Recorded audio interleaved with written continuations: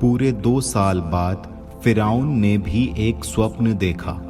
उसने उसमें देखा कि वो नील नदी के किनारे खड़ा है। इतने में नील नदी से 7 सुंदर मोटी गायें निकली और कछार की घास चरने लगी।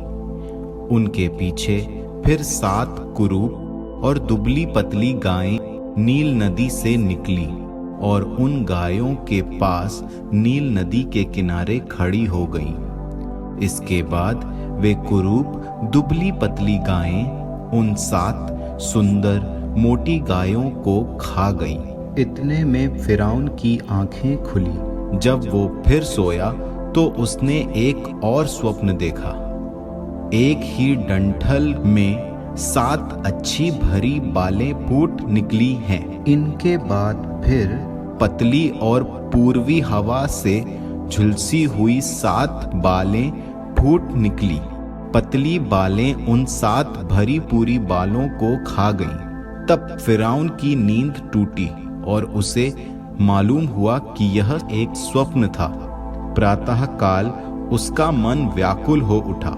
उसने मिस्र के सब जादूगरों और पंडितों को बुलवाया।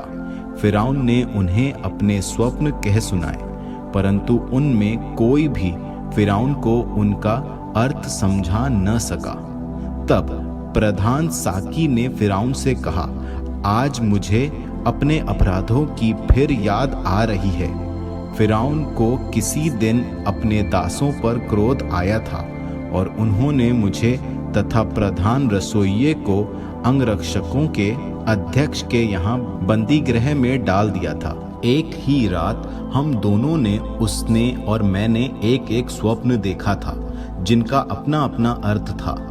वहां हमारे साथ अंगरक्षकों के अध्यक्ष का एक दास, एक इब्रानी युवक था। हमने उसे अपने स्वप्न बतलाए और उसने हमारे स्वप्नों का अलग अलग अर्थ बताया। उसके बतलाए अर्थ के अनुसार ही हुआ। मुझे अपना पुराना पद मिल गया, परंतु रसोइये को फांसी दी गई। तब फिरौन ने यूसुफ को बुलवाया। वो शीघ्र ही बंदी गृह से लाया गया। वो बाल मुड़वाने और वस्त्र बदलने के बाद फिरौन के सामने आया। फिरौन ने यूसुफ से कहा, मैंने एक स्वप्न देखा, परंतु उसका अर्थ कोई भी नहीं समझा सकता। मैंने तुम्हारे विषय में सुना है कि तुम स्वप्न सुनते ही उसका अर्थ समझा सकते हो। यूसुफ ने फिरौन को उत्तर दिया, मैं नहीं, ईश्वर ही फिरौन को संतोषजनक उत्तर देगा।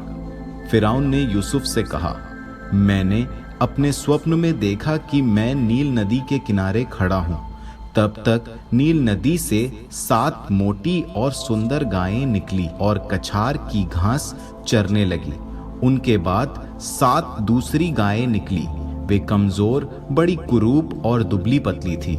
मैंने सारे मिस्र में पहले कभी ऐसी कुरूप गायें नहीं देखी थी। वे दुबली कुरूप गायें उन पहली मोटी गायों को खा गईं। उन्हें खा चुकने पर भी किसी को ऐसा नहीं मालूम पड़ सकता था कि वे उन्हें खा चुकी हैं, क्योंकि अब भी वे इतनी ही कुरूप दिखती थीं जितनी पहले थीं।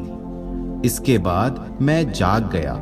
मैंने स्वप्न में एक डंठल में उगती हुई भरी अच्छी 7 बालें भी देखी और इनके बाद पूर्वी हवा से झुलसी हुई सूखी और पतली 7 बालें निकली और ये 7 पतली बालें उन 7 अच्छी बालों को निगल गईं। मैंने जादूगरों से ये बताया, परंतु उनमें कोई ऐसा न निकला जो मुझे इसका अर्थ समझा सके। इस पर यूसुफ ने फिरौन से कहा, फिरौन के दोनों स्वप्न एक ही हैं। ईश्वर ने फिरौन पर प्रकट कर दिया है कि वो क्या करने वाला है।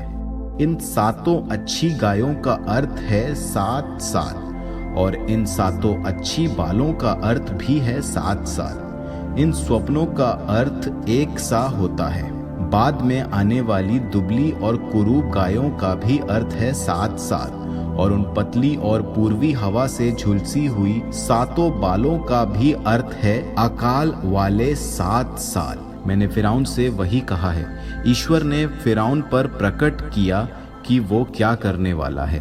देखिए, अब ऐसे 7 साल आने वाले हैं जब सारे मिस्र देश में सुकाल रहेगा, परंतु इनके बाद 7 साल तक अकाल रहेगा। तब लोग मिस्र देश का सुकाल भूल जाएंगे। अकाल सारे के सारे देश को खा जाएगा। बाद में आने वाले अकाल के कारण उस सुकाल का स्मरण ही नहीं रहेगा, क्योंकि वो बड़ा भारी अकाल होगा। ये बात ईश्वर के द्वारा एकदम निश्चित कर ली गई है और ईश्वर इसे जल्दी ही पूरा करेगा। ये समझाने के लिए फिरौन को 2 बार स्वप्न दिखलाई दिए हैं। इसलिए फिरौन किसी समझदार और बुद्धिमान व्यक्ति को चुने और उसे मिस्र देश का प्रधान अधिकारी नियुक्त करें। फिर फिरौन देश भर में ऐसे अधिकारियों को भी नियुक्त करें जो सुकाल के 7 वर्ष मिस्र देश की उपज का 5वां भाग लिया करें। इन आने वाले अच्छे वर्षों की पूरी उपज इकट्ठी की जाए और फिरौन के अधिकार में भोजन के लिए नगरों में सुरक्षित किया जाए। तब मिस्र में आने वाले अकाल से 7 वर्ष के लिए काफी अनाज हो जाएगा। इससे अकाल के समय देश सर्वनाश से बच जाएगा। ये परामर्श फिरौन और उसके सब पदाधिकारियों को अच्छा लगा। फिरौन ने अपने दरबारियों से कहा, क्या हमें इस मनुष्य की तरह कोई ऐसा व्यक्ति मिल सकता है जिसमें ईश्वर का आत्मा विद्यमान है? इसके बाद फिरौन ने यूसुफ से कहा, जब ईश्वर ने तुम्ही पर सब कुछ प्रकट किया है तो तुम्हारी तरह समझदार और बुद्धिमान कहीं नहीं मिल सकता है। तुम ही मेरे महल के प्रबंधक होगे। मेरी सारी प्रजा तुम्हारी आज्ञाओं का पालन करेगी। राज सिंहासन के कारण ही मैं तुमसे बड़ा होऊंगा। आगे फिरौन ने यूसुफ से कहा, अब मैं तुम्हें सारे मिस्र देश का शासक नियुक्त करता हूँ। फिरौन ने अपने हाथ से मुद्रा की अंगूठी उतारी और उसे यूसुफ की उंगली में पहना दिया। फिर उसे सुंदर मलमल के वस्त्र पहना दिए और उसके गले में सोने की माला डाल दी।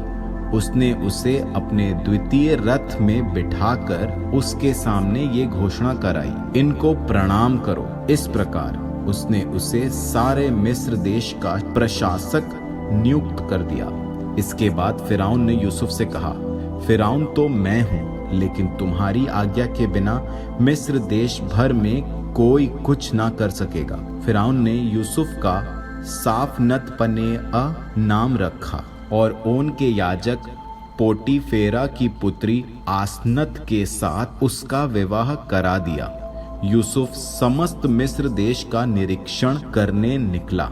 जब यूसुफ मिस्र के राजा फिरौन की सेवा में नियुक्त हुआ, उसकी अवस्था 30 वर्ष की थी। यूसुफ फिरौन से विदा लेकर समस्त मिस्र देश का दौरा करने निकला। सुकाल के 7 वर्ष में भूमि से बहुत अनाज पैदा हुआ। उसने इन 7 वर्षों में मिस्र की सारी उपज इकट्ठी कर नगरों में जमा की। उसने प्रत्येक नगर में उसके आसपास के खेतों की फसल इकट्ठी की। इस प्रकार यूसुफ ने समुद्र तट के रेत कणों की तरह इतना अनाज इकट्ठा कर लिया कि उसने उसका लेखा रखना छोड़ दिया, क्योंकि उसकी माप असंभव थी। अकाल पड़ने से पहले यूसुफ के 2 पुत्र हुए। वे ओन के याजक पोटीफेरह की पुत्री आसनत से उत्पन्न हुए। यूसुफ ने अपने पहलोठे का नाम मनस्से रखा। उसने कहा, ये इसलिए हुआ कि प्रभु की कृपा दृष्टि के कारण मैंने अपना सारा कष्ट और अपने पिता का घर भुला दिया है। उसने दूसरे पुत्र का नाम इफ्राइम रखा। उसने कहा, ये इसलिए हुआ कि जिस देश में मुझे विपत्तियां झेलनी पड़ी, ईश्वर ने उसी में मुझे संतति प्रदान की है। मिस्र देश के 7 वर्ष का सुकाल आया और बीत गया। इसके बाद जैसा कि यूसुफ ने कहा था, अकाल के 7 वर्ष प्रारंभ हुए। सब देशों में अकाल पड़ा, केवल मिस्र में खाने को मिलता रहा। समस्त मिस्र देश में अकाल पड़ने लगा और लोग फिरौन से रोटी मांगने आए। फिरौन ने सभी मिस्रियों से कहा, यूसुफ के पास जाओ और वो जो कहे वही करो। हर प्रदेश में अकाल था और यूसुफ ने सभी गोदामों को खुलवाकर मिस्रियों को अनाज बेच दिया। मिस्र देश में अकाल बढ़ता जा रहा था। सभी देशों के लोग यूसुफ से अनाज खरीदने आए, क्योंकि पृथ्वी पर घोर अकाल पड़ने लगा था।